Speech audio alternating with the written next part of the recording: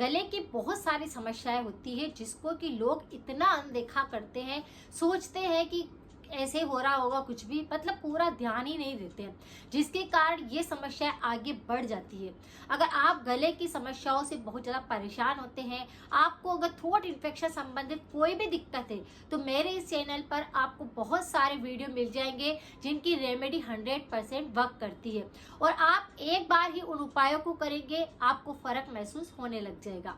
आज भी मैं आपके साथ में एक ऐसी रेमेडी लेकर आई हूँ जिसको कोई भी व्यक्ति करेगा तो गले की कोई भी समस्या उन्हें परेशान नहीं करेगी। इसके अंदर बहुत सारी दिक्कतें हैं, वो सारी दिक्कतें अगर आपको होती है उनमें से कोई सी भी, तो वह पूरी तरह से चुटकियों में ठीक हो जाएगी। जैसे बात करी जाए कि बहुत ज्यादा कफ बलगम जमता है किसी व्यक्ति को और बार बार खांसी के साथ बलगम गिर रहा है, यानी उनको ये थ्रोट इन्फेक्शन रहता है, उनको ये एलर्जी रहती है कि बार बार कफ जमता है। तो ये गले के अंदर अगर कफ बलगम ज्यादा जमता है तो आप देखते हैं कि टॉन्सिल से रिलेटेड दिक्कत होती है, उसके कारण पूरा मुंह चिकना रहता है। गले के अंदर कफ बलगम बार बार निकलने के कारण मुंह में छाले जैसे हो जाते हैं। कई बार ऐसा लगता है कि वो कफ बलगम जम रहा है, चिपक रहा है और सफेद द्रव्य के रूप में बदल रहा है। तो ये कफ बलगम अगर किसी को ज्यादा होता है तो बार बार वो मुंह से बलगम को बाहर निकालने की कोशिश करते हैं, तो वो बैक्टीरिया का इन्फेक्शन आपकी मुंह की इम्यूनिटी को कमजोर कर देता है, आपके गले के अंदर इस प्रकार का इन्फेक्शन पैदा करता है कि बार बार चुभन लगती है या अटका हुआ सा लगता है। तो थायराइड के कारण भी गले के रोग होते हैं, ये बात मैंने कई वीडियो के अंदर बताई है। इसी के साथ में अगर आपको कफ बलगम ज्यादा जमता है तो इसके कारण भी अटका हुआ लगता है, चुभन लगती है, जलन होती है, दर्द महसूस होता है। अगर कोई भी व्यक्ति गले की किसी भी प्रकार की दिक्कत से परेशान है, जैसे टॉन्सिल पर सफेद द्रव्य जम रहा है, टॉन्सिल पर सूजन आ रही है, लालिमा है, उसके आसपास ऐसा लगता है कि गठान जैसा बन रहा है, तो इस पर आप अलग से कोई रेमेडी करना चाहते हैं तो उसका वीडियो मेरे इसमें वीडियो में मिल जाएगा। लेकिन अगर आपको दिक्कत है कि आपकी जीभ पर कोई बीमारी हो रही है, आपकी गालों के अंदर कोई बीमारी हो रही है, आपकी दांतों के अंदर कोई संक्रमण है, तो उसे बिल्कुल भी अनदेखा नहीं करना है। रेमेडी कई तरह की होती है और ये रेमेडी आपको थोड़े थोड़े दिनों में करते रहना चाहिए, जिससे आपकी मुंह की इम्यूनिटी अच्छी रहे, आपको गले के इन्फेक्शन ना हो और इसी के द्वारा इसकी जो लार बनती है वही लार हमारे पेट के अंदर जाती है, जिसकी वजह से हमारे आंतों में, हमारे फेफड़ों के अंदर या हमारे पेट के अंदर भी बहुत सारी गंदगी होने लगती है। उसके कारण बहुत सारे अंदर के रोग भी होने लगते हैं। तो आपको अपने मुंह की इम्यूनिटी को सुधारना है, गले की इम्यूनिटी को सुधारना है, गले की कोई रोग ना सताए, इसके लिए आप अलग सी रेमेडी कर सकते हैं। जो रेमेडी आज की है वह जबरदस्त काम करती है और इसे आप कर सकते हैं सप्ताह के अंदर एक दिन। यानी अगर आप बहुत परेशान है कि आपको सफेद द्रव्य जम रहा है, आपको टॉन्सिल की दिक्कत होती है, आपके मुंह में चिकनापन लगता है, कफ बलगम की समस्या होती है, आपको बार बार थूकना पड़ता है या आपके मुंह से बदबू आती है, तो इस रेमेडी को जरूर करना है। रेमेडी बहुत सिंपल सी है, शतावरी चूर्ण की। शतावरी चूर्ण बहुत जबरदस्त काम करता है थ्रोट इन्फेक्शन के लिए भी। जैसे मैंने एक वीडियो बनाया था कि दूध जैसी दिखने वाली जड़ी बूटी हमारे शरीर के सारे रोगों को खा जाती है, उसी तरह से ये हमारे गले के रोगों पर भी बहुत अच्छे से काम करती है।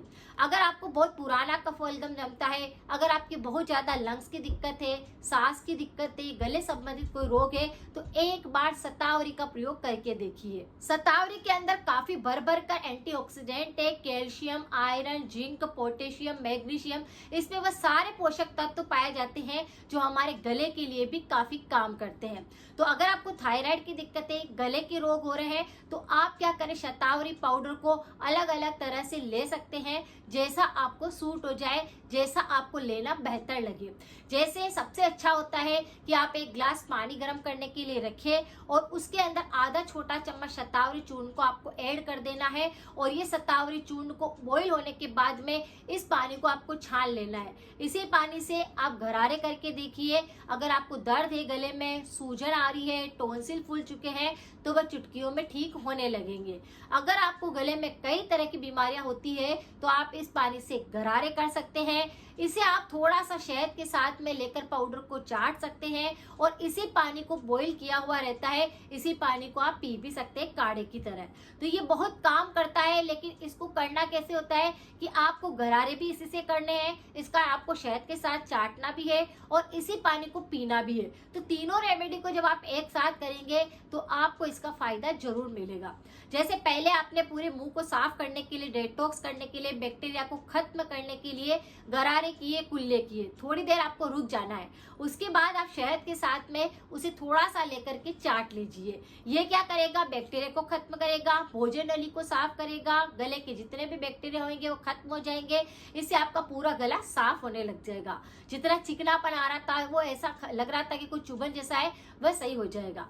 अब आपको क्या करना है, पानी बनाना है बॉईल करके और इसी पानी को बिल्कुल धीरे धीरे करके पीते रहना है। जब आप इस तरह से तीनों उपायों को करेंगे थोड़ी थोड़ी देर रुक करके, तो आप देखेंगे कि गले में कितनी ही दिक्कतें हो रही थी वह सही होने लगी है। क्योंकि हम हमारे गले को साफ नहीं रखेंगे, मुंह को साफ नहीं रखेंगे, तो इसके बैक्टीरिया पेट के अंदर जाएंगे, बीमारियां बढ़ेगी और ये खत्म नहीं होगी। लेकिन अगर आप सप्ताह के अंदर 1 दिन 2 दिन, जितना भी दिन आपको समय मिलता है, आप कुल्ले कर सकते हैं, गरारे कर सकते हैं, अलग अलग तरह के पानी बनाकर।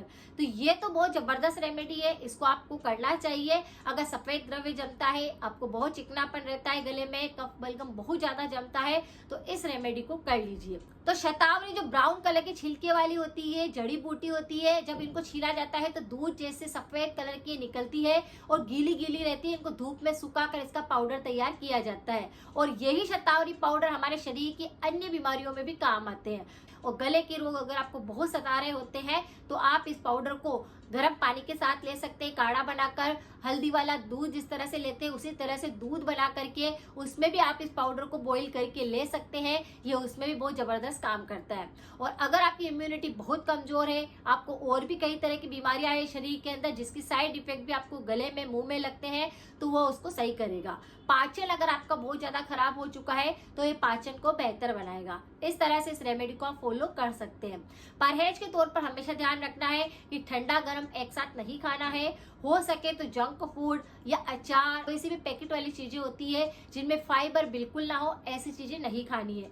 तो अगर आप थोड़ा सा ध्यान रखेंगे तो रेमेडी 100% काम करेगी। कमेंट बॉक्स में मैं पूरा थ्रोट इन्फेक्शन की जो प्लेलिस्ट है उसे मैं पिन कर दूंगी। आप चाहे तो एक एक वीडियो को देख सकते हैं, लोगों के साथ शेयर कर सकते हैं। सपोर्ट करिए। मिलते हैं फिर नेक्स्ट जानकारी के साथ में। Thank you so much.